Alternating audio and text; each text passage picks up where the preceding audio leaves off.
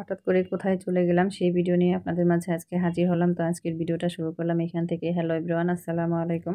আপনারা সবাই কেমন আছেন? তো এই তো রেডি হয়ে গেছি। এখন হচ্ছে বাসা থেকে বের হব।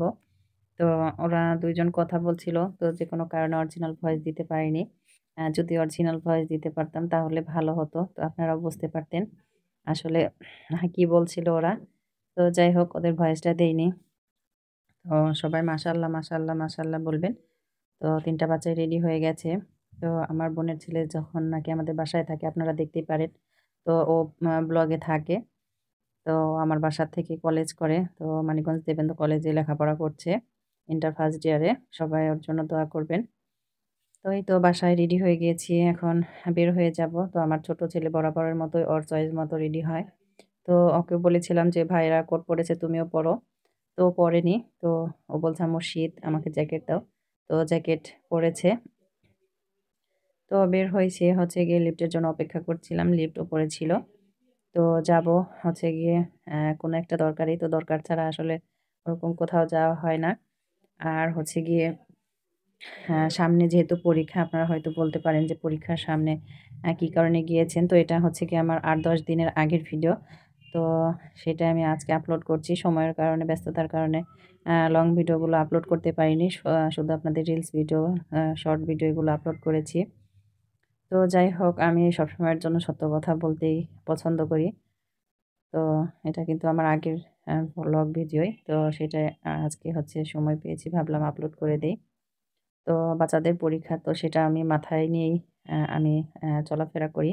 তো বাচ্চাদের পড়ার জন্য ২ দিন যেন কমপ্লিট করতে পারে। অ্যা বই আমি নিয়েছি, যেন ওইখানে গিয়েও পড়তে পারে। তো সেটা আমার মাথায় আছে।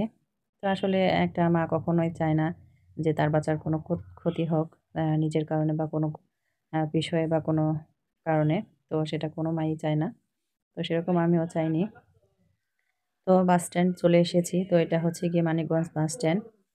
তো বাসের জন্য ওয়েট করছিলাম। তো দেখতেই পাচ্ছেন এখানে দাঁড়িয়ে আছি। তো আমি যেহেতু বিকেলে রওনা দিয়েছি। তো আজকে আমার যাওয়ার উদ্দেশ্য ছিল না।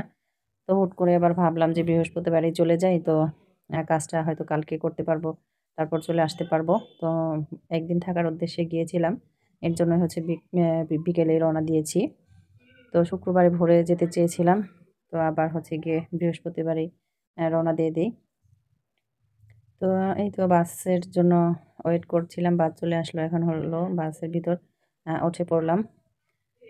তো সবাই আমাদের জন্য দোয়া করবেন। তো আমাদের বাসায় পৌঁছতে হচ্ছে গিয়ে রাত হয়ে গেছে।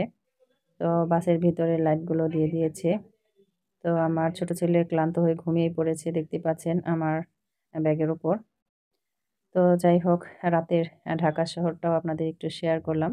তো আপনাদের তো বলাই হয়নি আমি কোথায় গিয়ে ছিলাম বা যাচ্ছি। তো আমি হচ্ছে আমার ঢাকার খালার বাসায় যাচ্ছি। তো সবসময়ের জন্য যেখানে যাই আমার ঠিকানা আমার খালার বাসা।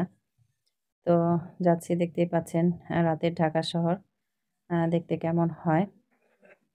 তো সবাই ভিডিওটা দেখতে থাকেন। জানি না আপনাদের কাছে কেমন লাগবে। তো আপনাদের যদি ভিডিওটা ভালো লেগে থাকে অবশ্যই লাইক, কমেন্ট, শেয়ার করবেন, পাশে থাকবেন। তো বাসায় অলরেডি হচ্ছে পৌঁছে গেছি। তো রাত হয়ে গেছে। তো যেহেতু আমরা রওনা দিয়েছি হচ্ছে বিকেল করে। ঢাকা শহরে না হলেও ৩ টা ঘন্টা লাগে, ২.৫ ঘন্টা লাগে জ্যাম না থাকলে। তো এসে সবাই ক্লান্ত। তো আমার ছেলে হচ্ছে গিয়ে কোট খুলছিল, ফ্রেশ হবে। আর দেখতেই পাচ্ছেন আমার ছোট ছেলে এখানে রাতুলের সাথে দুষ্টুমি করছে। তো ওর সানগ্লাস ওকে দিয়েছে, বলছে, "দেখো রাতুল বলছিল, দেখো আব্দুর রহমান আমাকে কেমন লাগছে।" তো আবার দুষ্টুমি করে ওইভাবে করছিল যে, "আমার চশমা নিয়েছো কেন?" তো আসলে বাচ্চাদের এরকম খুনসুটি নিয়ে আমাদের দিনগুলো পার করতে হয়। যাদের এরকম বাচ্চা আছে তারা অবশ্যই জানেন।